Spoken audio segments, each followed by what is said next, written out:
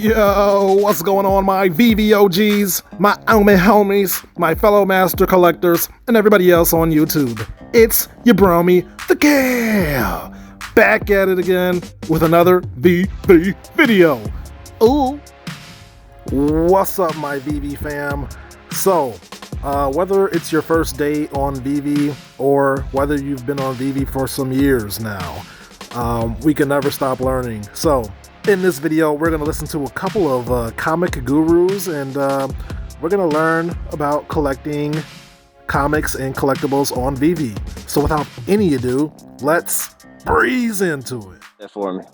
What makes NFT comics more valuable than physicals, basically, I think. Yeah. Okay. Yeah. Okay.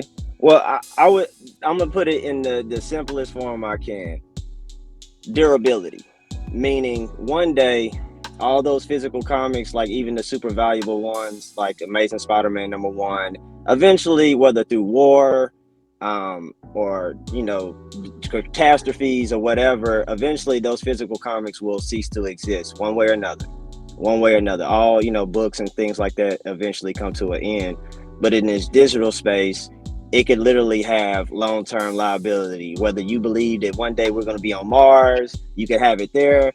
If you think we're going to be half man, half robot and interact with the comic book, they're going to be there because they have that durability. So it's not so much which one is going to win out as far as price point, because at the end of the day, physicals, especially like Silver Age and Golden Age books, why they're so valuable, not only for nostalgia, but because why? Scarcity, right? A lot of those books no longer exist, or the few that do exist, they're in pretty poor condition. So if you can find anything, in a 9.0 and higher, it's like, wow, how did you find that, right? That's like super scarce and what you would call like a grail, right? Meaning there's not many out there.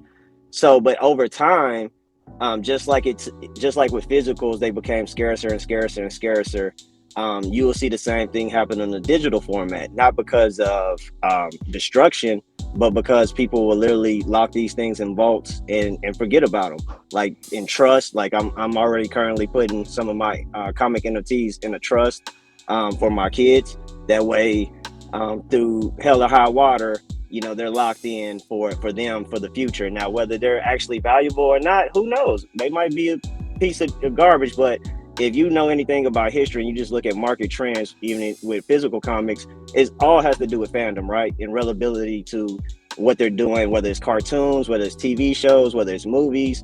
And so you see it in the physical as well. You'll see comic books that wasn't worth much, and a little rumor that, they're going to create this character in the MCU, you'll see that comic book skyrocket. There's all kind of rhymes and reasons why you'll see market flows, but over time, you see those comics constantly go higher and higher and higher and higher. And we've already kind of started to experience that in the digital format on VV, with it being such a closed net market, not many people knowing about it. And even the people that's on the app, they still, for the most part, prefer the collectibles over the comics, but you still see that steady growth of them getting a little bit higher, a little bit higher, a little bit higher. And, most of these comics have only been on the marketplace for, less than 6 months. So it's super, super early, super, super new.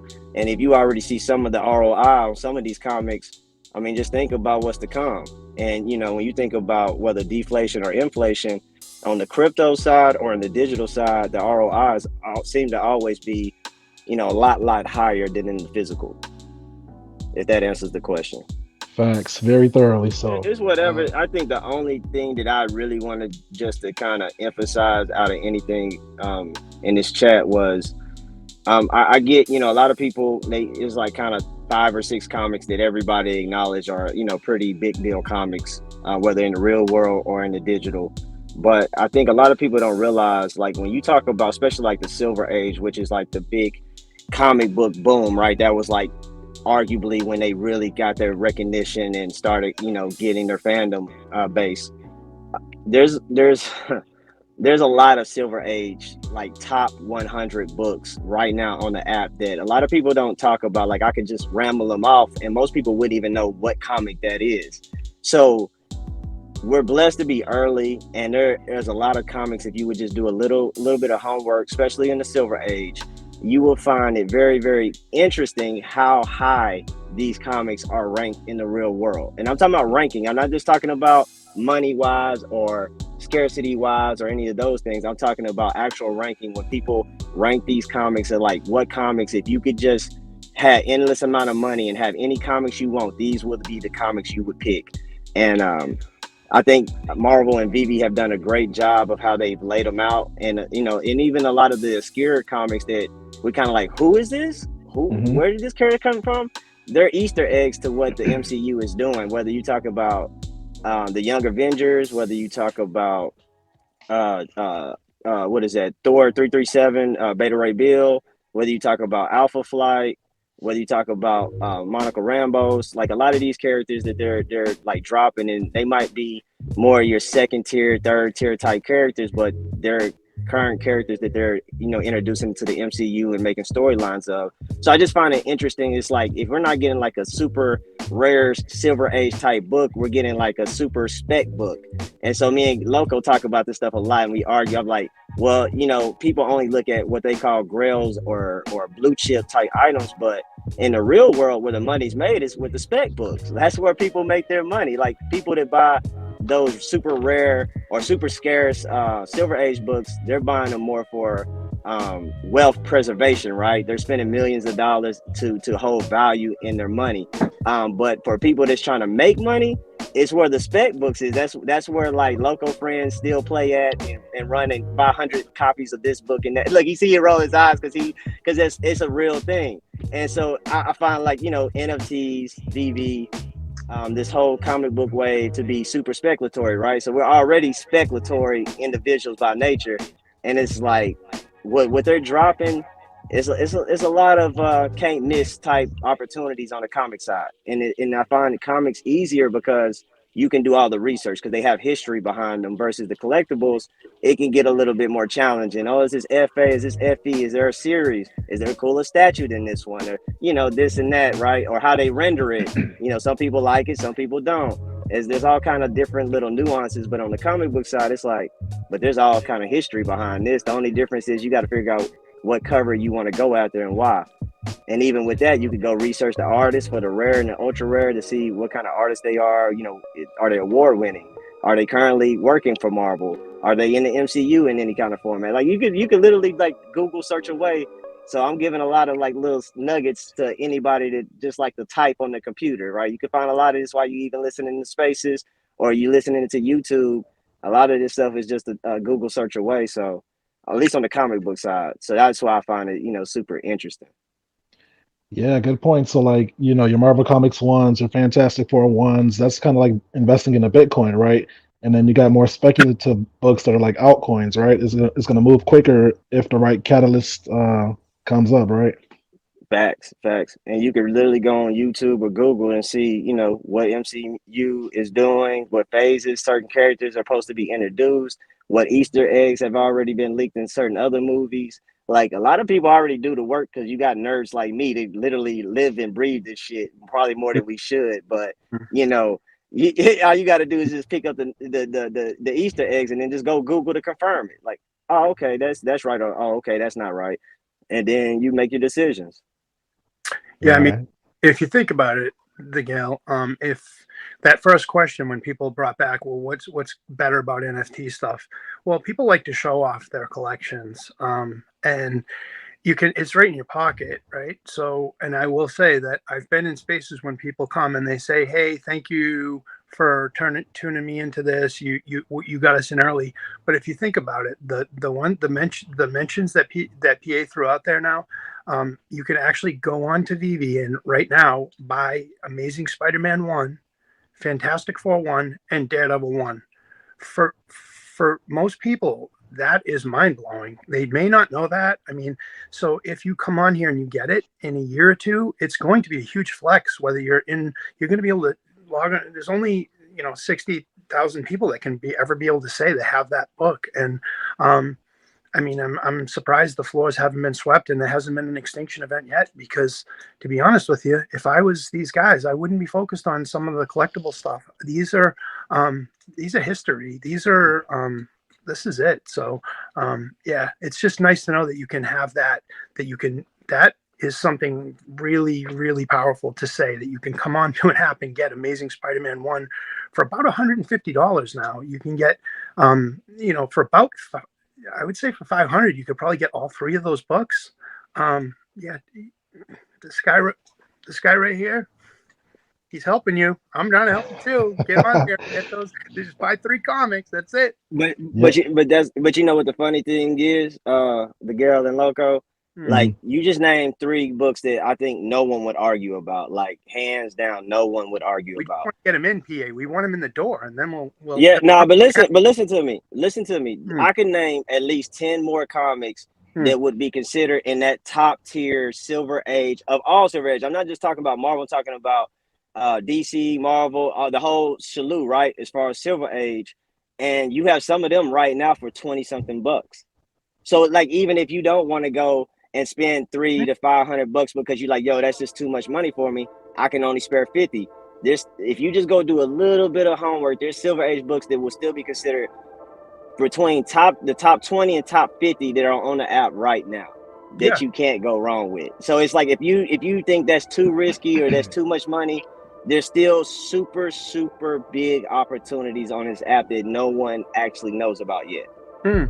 I mean, I don't want to scare anybody. I mean, that I agree, because when we get into that, the people that have been here have a lot of different budgets. But yeah, the comics on Veve are only $6.99 to try to win them in a drop. And now, like PA said, they're only $7 or $8 for some of the comic books right now. You can buy them.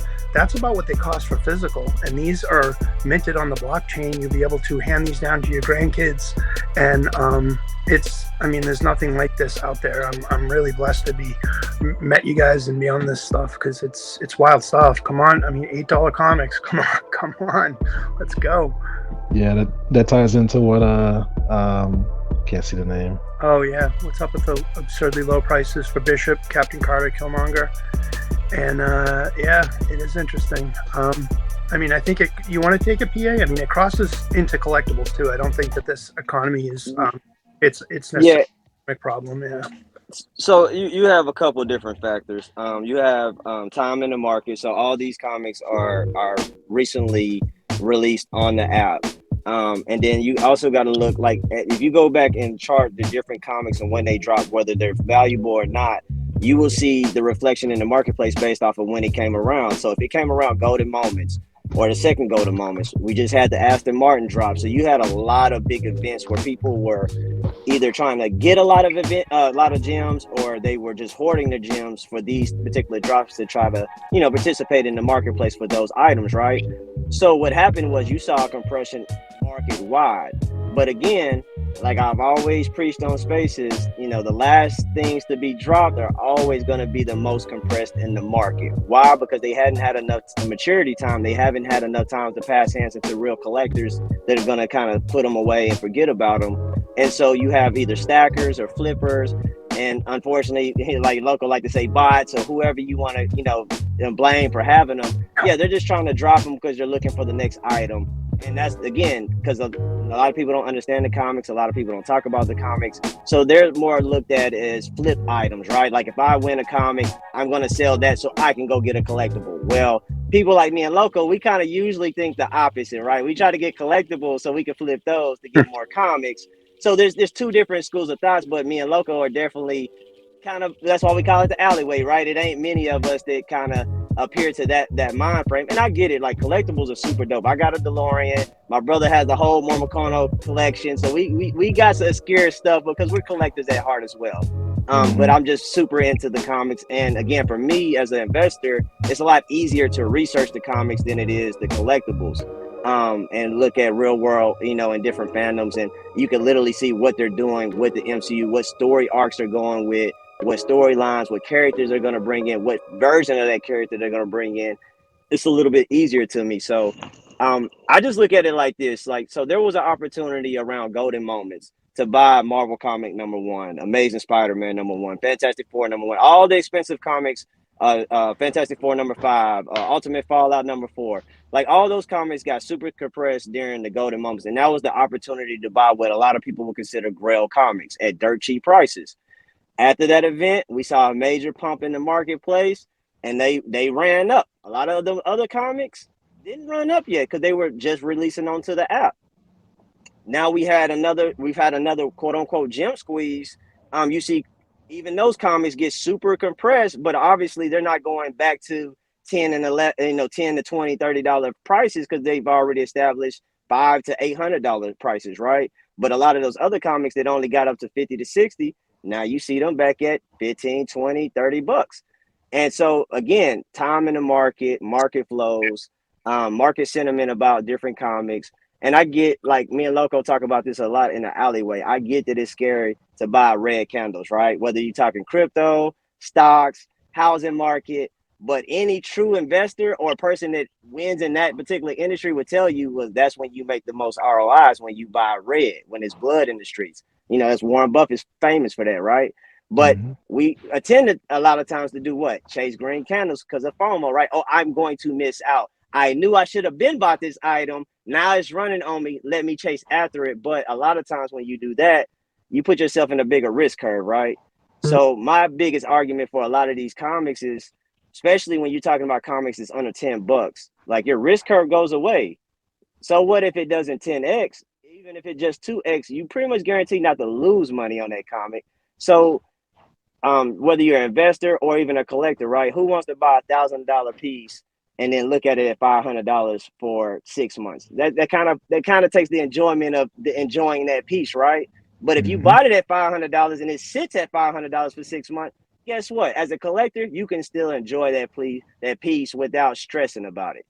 So again, I think this goes a lot to the mental psyche, market sentiment, and then even time on the market, because you saw Todd, Gail, you saw this. We saw Todd sit dirt cheap forever. We saw Spider-Man sit dirt cheap forever. Superman dirt cheap forever. And then, but once people woke up, them things shot to the moon. And it was like, if you had it, you was thankful. And if you didn't, you was like, man, I don't know what I was doing. I knew better.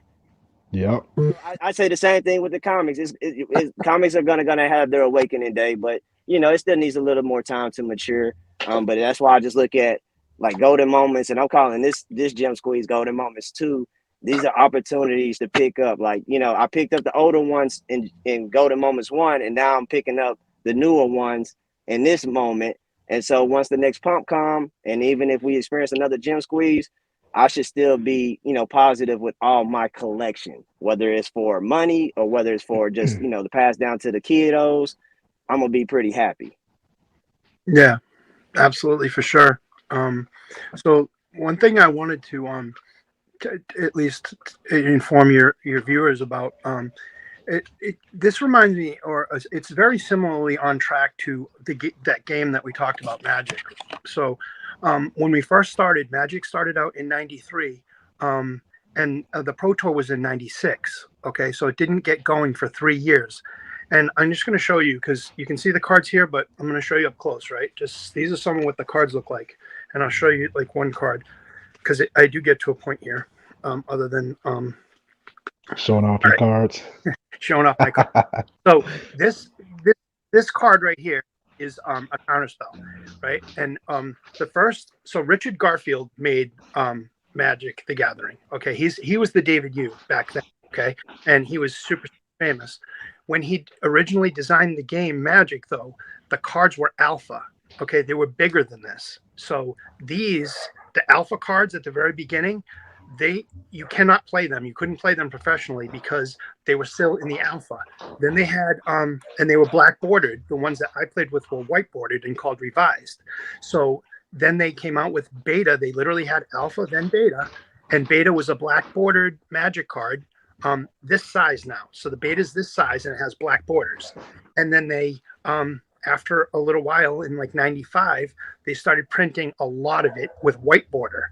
So the original alphas are worth a lot of money. So the very first Black Lotus, a really nice is at least $500,000 for a really nice Black Lotus back then, because it was before even revised, before beta, there was alpha, and that's where we are with Veve. I feel like it's not even beta yet. It feels like it's beta, but it really feels like alpha. And all the NFTs that I'm getting are like those alpha magic cards that I never even got to get when I first started. And I was an OG magic player.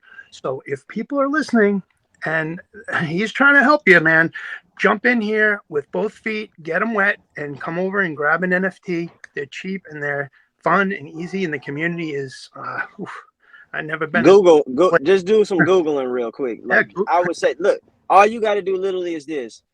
Go to your favorite character or just whatever comic book you look at and you're like, man, I like that comic book. I don't know why, but I like it. And then just Google that comic book. Google everything you can find out about that comic book. And you will start getting a better picture of, should I buy this as a fan and as a collector? Or is this more of a potential ROI for long term? Because at the end of the day, a lot of maybe roughly 40% of the comics that's been dropped on this app will be considered silver age books. Like you cannot get in physical format without spending stupid amount of money. And even then, you're not going to get a perfect book. You're not going to be able to read it. You're not going to be able to even physically touch it because it's going to be behind a plastic container, right? So this is like us going back in time and knowing what comic books will be ultra valuable and ranked like as the top comic books to have as a fan, right? So it's just like, just do the research, go in the time machine on Veve and happy huntings. That's what I'm gonna say. The coolest thing about Veve is because people probably are starting to watch this because NFTs is a word now. You're starting to hear it on late night TV, you're starting to hear it on Saturday Night Live. NFTs are gonna be a thing. But Veve is in my opinion the safest place because it's stocked with security measures and IPs that are anchor it to be successful, including Coke. I mean, they have shout out to. I mean, I don't even know. Don't sue me. They have a ton of IPs. They have Marvel. They have Disney. They have just tons. You log on. DC, United States Post Office, Universal. I mean, the list go on, and they've only released like what 25 to 35% of the IPs that they already got signed, and they're signing more licenses day after day. So, man, yeah, it's just hard for people to grasp, and you can see the gray in the beard, right? So I'm an old timer. So and even my mom, she's 80. She has a Veve account. She's struggling with it, but she's gonna try. She's gonna get an NFT. So, I mean, this is the future, man. People, kids, millennials, all they want to do is go on to Instagram and Facebook. And I used to do that too, but this has got that. This has got Instagram, Facebook, and Magic the Gathering all put to bed. So come to Veve. No, check this out. Check this out. Like literally, like I have my son has action figures that I used to have as a kid, right? So like, you're talking about 20-year-old toys that my son still plays with that are, your Wolverines, your Spider-Mans, your Batmans. But what's even cooler, like I find myself playing with my NFTs more, like especially when I'm on Spaces, I'm constantly changing my PFP and my banner, and you see they're all Veve, exclusives. They're all like the ones that I own because it fits whatever mood, personality. So like I find myself even playing with them. Like that's a utility that I think a lot of times we don't, well, at least in Spaces, we don't kind of talk about or emphasize, I guess because it's not got the official Twitter okay yet or whatever the case may be. But all of us do it. Like we express ourselves through our NFTs now, and it just brings that childhood fun back, right? As grown adults, as we're bickering about what's cooler and what's more valuable, we're constantly playing with our NFTs. Yeah, and especially one of the ones they drop right now, they dropped the Aston Martin from James Bond, and you can actually drive it around. Okay, so I just thought this is funny because when I talk to my kids, we're talking about toys, right? This is one I'm going to show you, Gail. This is a toy I had when I was a kid. This is a legit toy. Check this out now. Oh, here we go. Now, this is from 1978, so I was 8 years old, but if you want the Hulk, you had to do this. And I would I tell the kids, this is the best toy I had. So that's my NFT from the 70s right there. That was it for me. I was 8 years old. I still have this thing. So shout out to the Hulk. But you're going from this to driving the James Bond's Aston Martin around, shooting machine guns out of the back. Like we've come a long way, baby. Yeah. Yeah, when the metaverse gets here, it's just going to be times 100. It's going to be crazy. It's going to be off the hook. So now that you brought that up, Miguel, let me ask you this, because I'm a big component. I think there's going to be a lot of cool AR things well before metaverses are like actual thing that we like spend most of our time in. What do you think about that? Because like we've already seen the DeLorean drive, the Aston Martin drive. They said that the T-Rex is going to be drivable or movable. We see That, different little iterations of animation. So what do you think about this AR, especially with David, you dropping the fact that they talk to Apple every week, and then we see a little snippet of an Apple commercial where they feature, a Veve NFT. So I'm very, very interested in this AR. I know we talk a lot about the metaverse, but what you think about this AR, homie? Man, I'm excited for AR, augmented reality. I think it might be just as, if not more prevalent than the metaverse or virtual reality, right? So, placing NFTs in everyday life, like, walking down the street and seeing somebody's tot just pinned on the corner because they got there Facts. first. Like, I love the idea of that. You can have street lights in augmented reality. Like, you could take away street lights and just have the actual street lights there, but you got to be wearing the glasses to see it. Um, Yeah. it's so many possibilities, and I think we're just scratching the surface. And that's why I'm trying to get as many different types of VV NFTs as I can, because you never know which ones are going to have different functions in augmented reality or in the VV verse. I'm just trying to like Right. diversify enough to like kind of have my bases covered. But Right. yeah, I think it's going to help. I think it's going to help society a lot. We could take take a like how I talked about replacing the street light. You could take away or create more space, basically, what I'm saying. Like you could just replace a lot of things, billboards, advertisements. You could just have it all in Right. augmented reality, toss on the glasses, and it's there.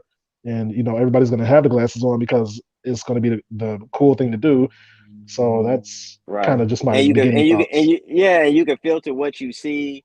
Because Loco Hmm. already said he was gonna have what's those dragons called? He already said he's gonna have his dragons out front like statues. I Perch, know, like for me personally, like in my house and in my office, I want to have all my comics books displayed. So if I have a client come in or just somebody, friend or family come into the house and they got the glasses, they're gonna see them plastered everywhere. Like, yo, what in the world is this? Like, yeah, Yeah, that's that social currency. I mean, ROI is obviously a big thing, right? But what we talking about now is that social currency where like even you think about um 10, 20 years from now when we're passing this down to our kids, that instant social currency, like, yo, you got this from season one, or you got, Marvel comic number one, or whatever it may be, or whatever group that they might be trying to intertangle with. So, I always found that very fascinating because I was like, I know, man, VR is going to be crazy, but I'm like, yo, AR is here now.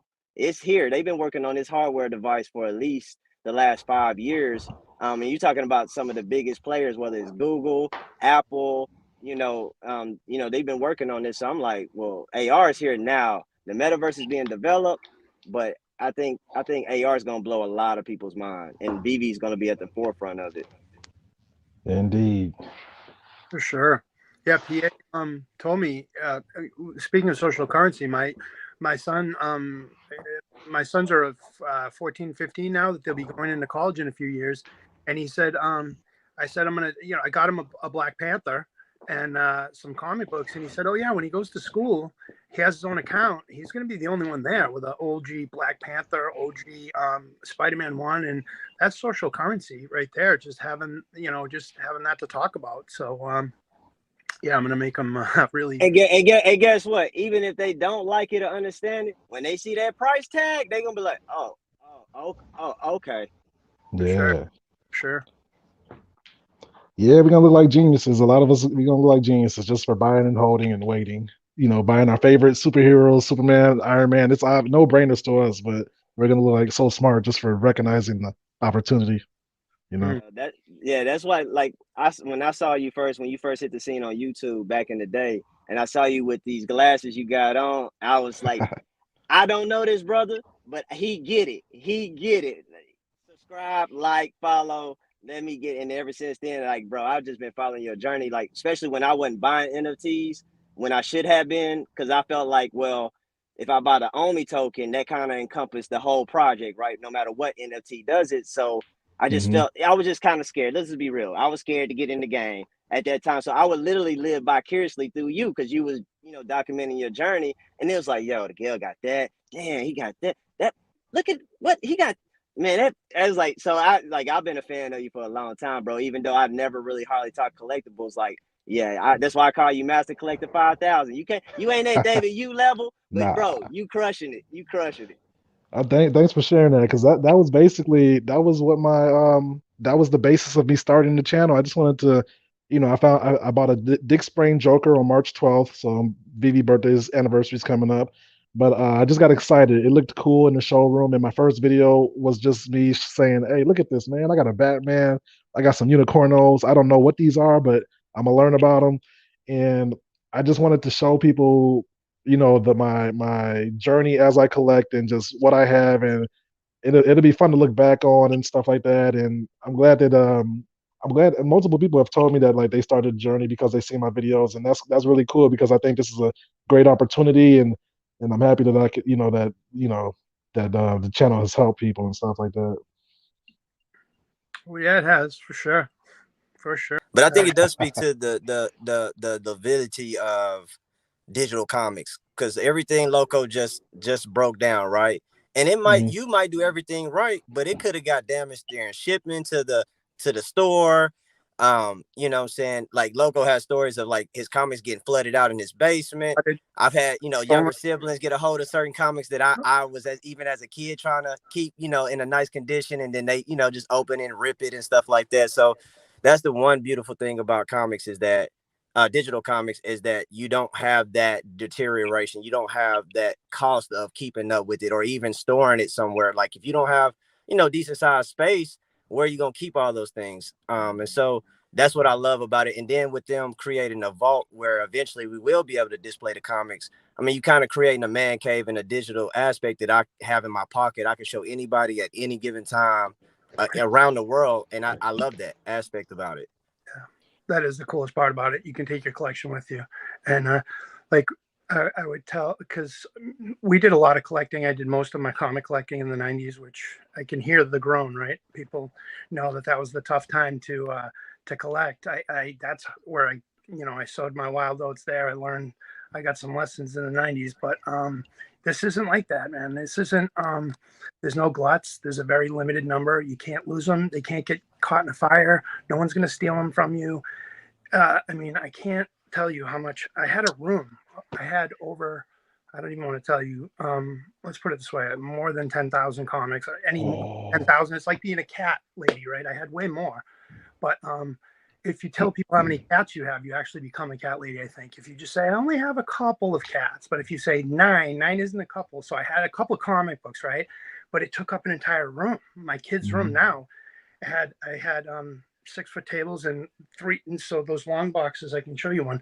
They fit 300 comics per long box, and it's literally like a physical weight. So these NFTs are.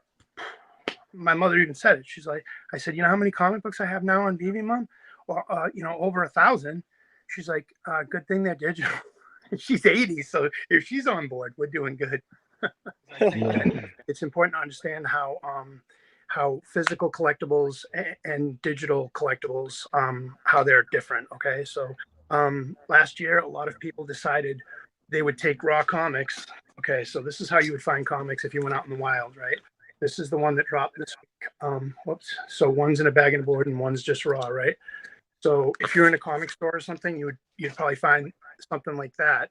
And if you found this book, which is First Bishop, which dropped, everyone knows this on Veve.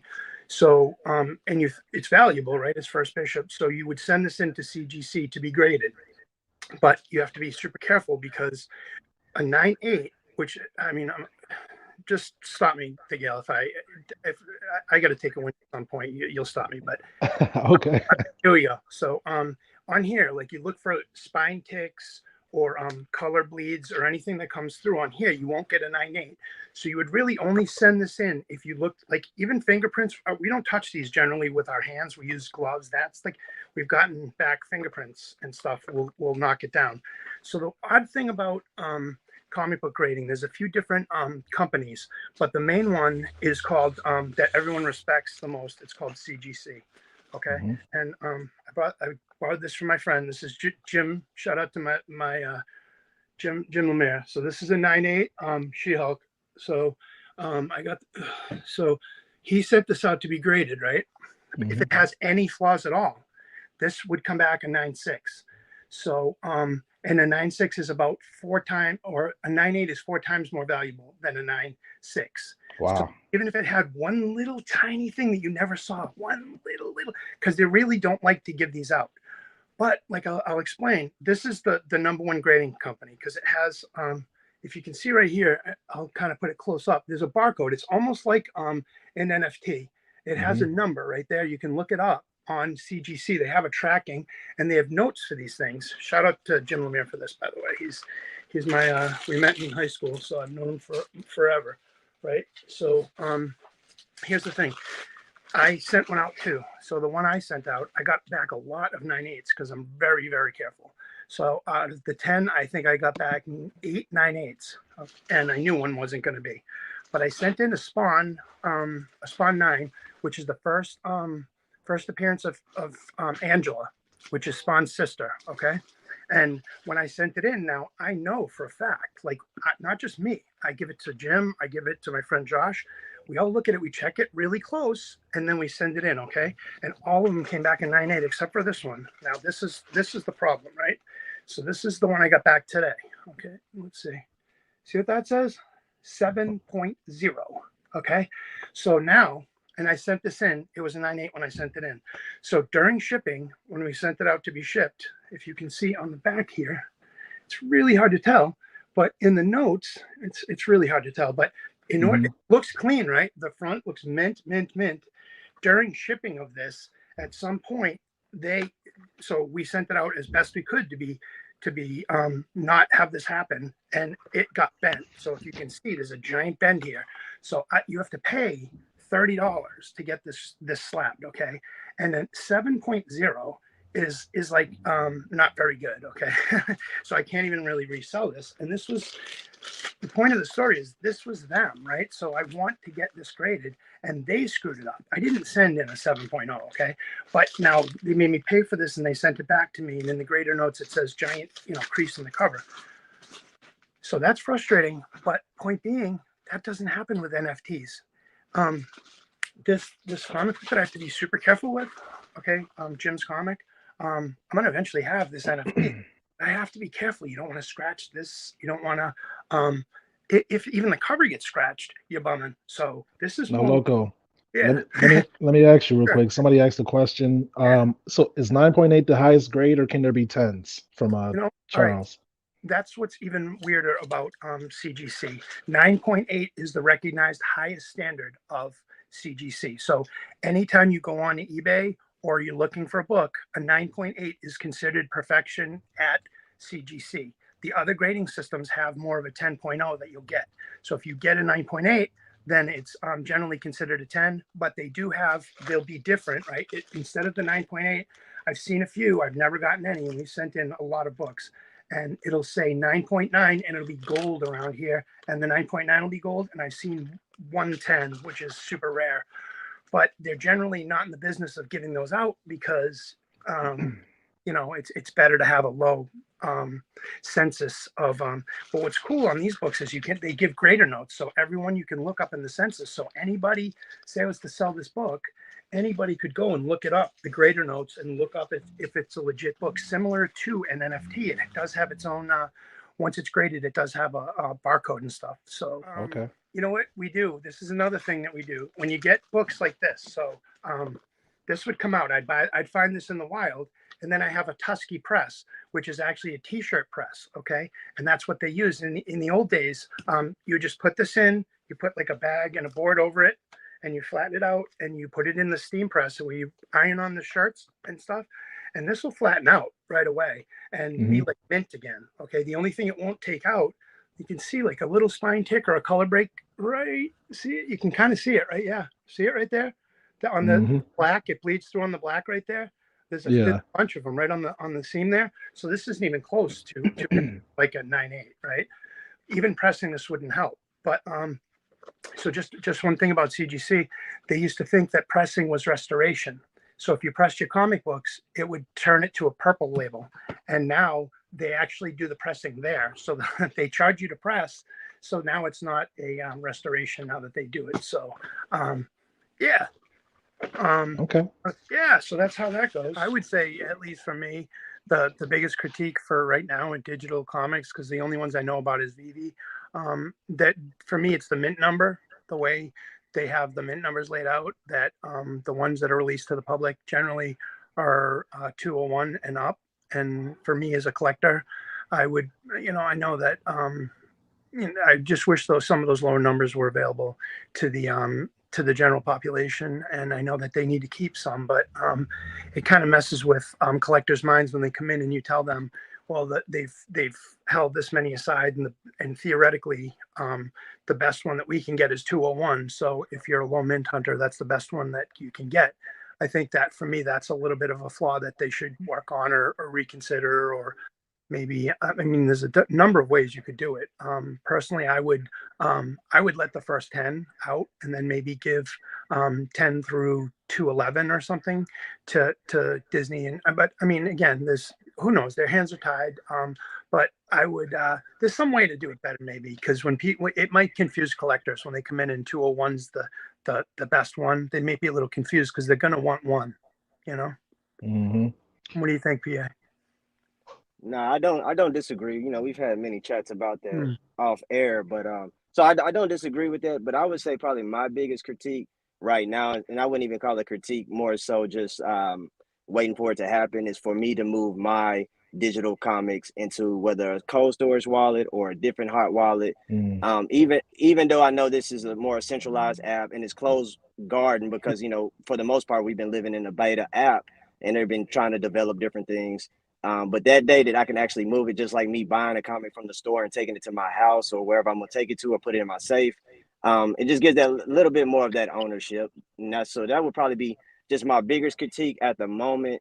But I also understood when I hopped in, we were still, even though they took the beta tag away, we were still technically in beta. So I've been excited to see the progress. Look forward to the showroom and how they're gonna do that.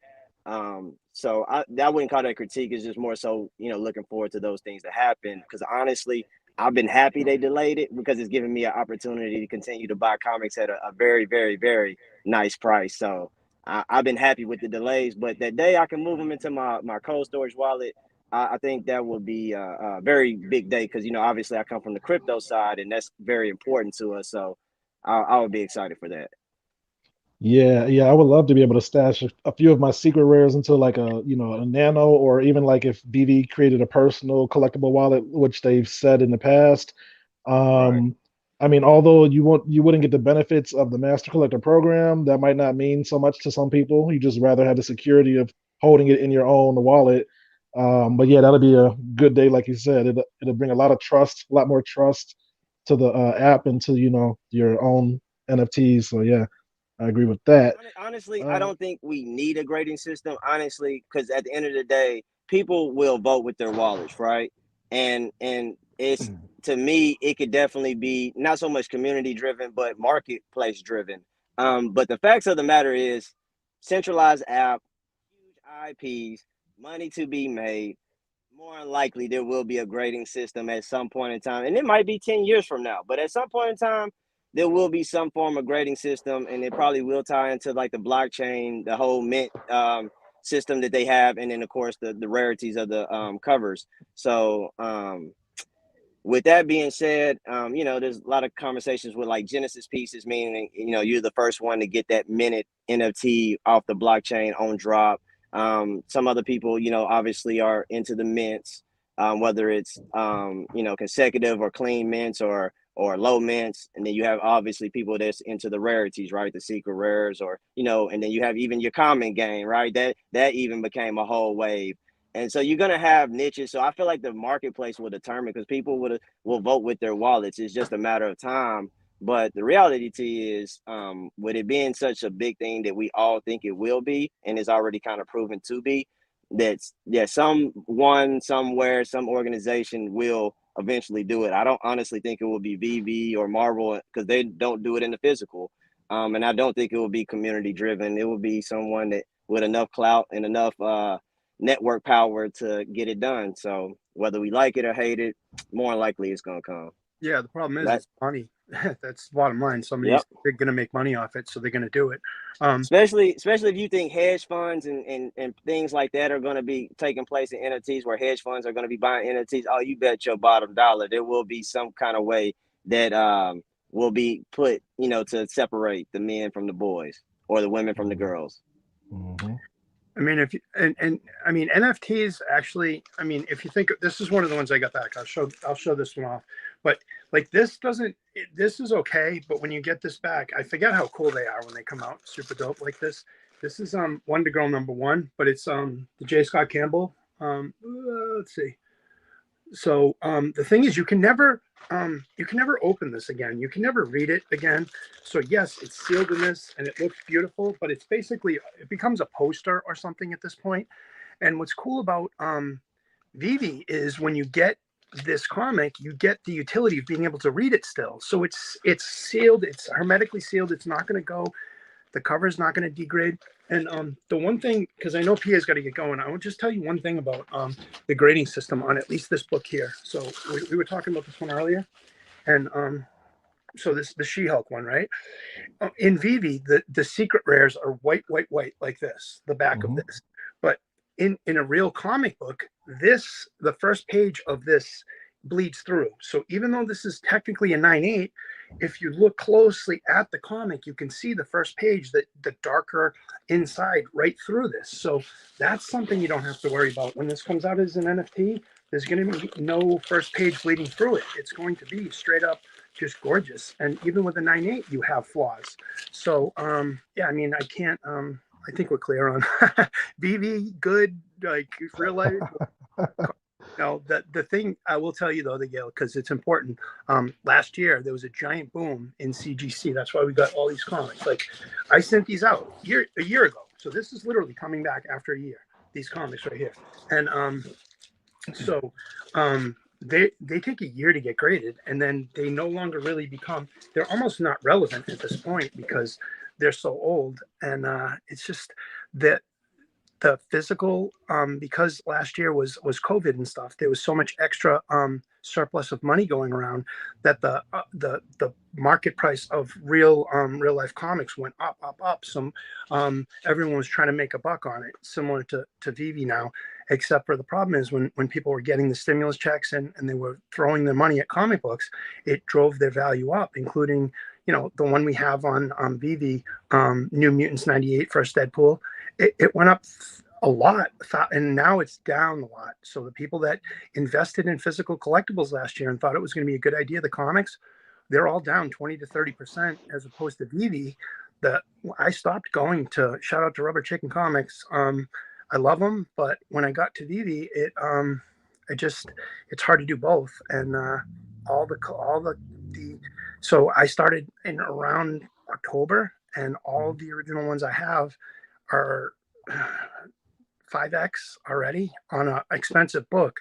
So mine aren't going down, they're going up. So physical is the way of the future, the past. I mean, I'm trying to get out of all my stuff, so I'm all in. So yeah, thanks for having us, Miguel. This is so cool. Hey, but so I want to leave everybody with this before I drop off. Like to Loco's point, so a lot of times in the physical world, the reason why you see a lot of modern day comics not be expensive is because they do hundreds of thousands, if not millions, of print runs, right, across whatever geographic locations, and then they will also do reprints of that same comic, over and over and over again. But in the digital format, when you think about a 30 to 60K or say even 70K for Green Goblin run, like you're talking about fractions of what you would have got in the real world. So you don't have to have near as much time for that scarcity to take place because it's not near as many comic books. Now, I do think that there will be a time where you have to wait for a lot of people that stack, a lot of comics to slowly, liquidate their portfolio and collectors to get it. But at the same time, when you think about 30K versus like the average, like at the low was like 120. And then, at the high, you're talking about millions. So you're talking about a different type of extinction period. And with crypto, as we know, things tend to work a lot faster than the physical world. So I just wanted to leave everybody with that. you are early, but don't sleep on 30K or 60K or 70K mint runs, because that's not really a lot, especially when you start breaking it down with 5 covers in every drop. That definitely makes each one of those supplies even rarer. Yeah, I mean, we're talking millions of comic books. At least 100, probably 150 to 75 new books a week every Wednesday with million print runs. And this one came out today, the She-Hulk today that they released for $6.99, that had 5 different NFTs. One of them was only 250, limited to 250.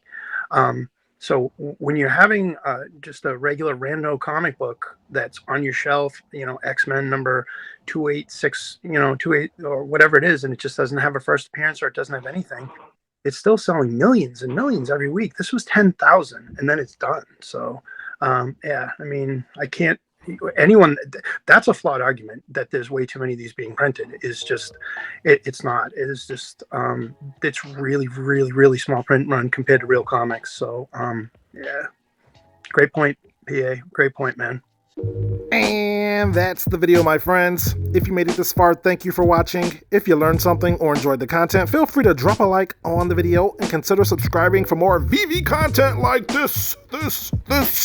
So hopefully that conversation gave you a little bit of something to think about, whether you're collecting comics or collectibles or both, or physical comics for that matter. There's always something that can be learned, and hopefully that conversation was productive for you. With that being said, I am not a financial advisor. Nothing you've heard today was financial advice, because we are all learning just like you.